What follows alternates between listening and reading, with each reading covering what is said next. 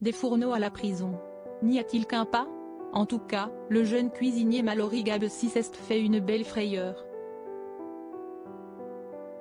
Impliqué dans une affaire de bagarre, c'est le tribunal correctionnel de Bruxelles qui a tranché sur son sort, comme l'indiquent nos confrères de Sudinfo. Mallory Gabessi s'est fait connaître auprès du chef Philippe Etchebest. C'est dans l'émission Top Chef qu'il a pu démontrer toute l'étendue de ses talents. Nous sommes en 2020 lorsqu'il atteint la demi-finale de la 11e saison de l'émission. Un parcours impressionnant, marqué par une séquence mémorable, un pétage de plomb en pleine épreuve. Compréhensible, quand le stress est à son paroxysme.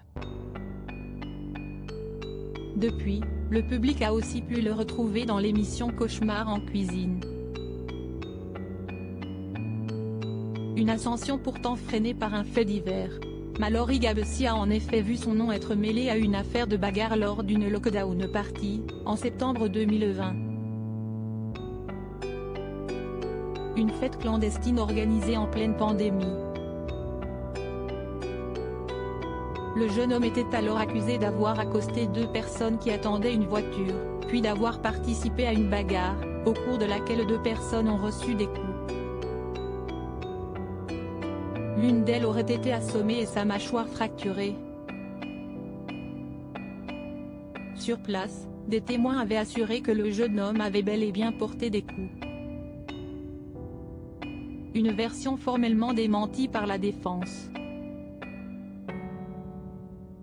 Mallory Gabessi aurait pu aller en prison. Il s'est en effet rendu à cette lockdown party, c'était une erreur, et il est parti. Il est revenu chercher son sac et l'organisatrice de cette soirée est formelle, mon client était avec elle, dans la maison, lorsque la bagarre a éclaté à l'extérieur, avait alors affirmé l'avocat du jeune homme. Jugé par le tribunal correctionnel de Bruxelles, Mallory Gabessi encourait jusqu'à 6 mois de prison. La justice belge a finalement rendu son verdict, comme l'indique Sudinfo. Le jeune chef cuisinier a été acquitté, faute de preuves suffisantes. Il peut maintenant se concentrer pleinement sur sa carrière.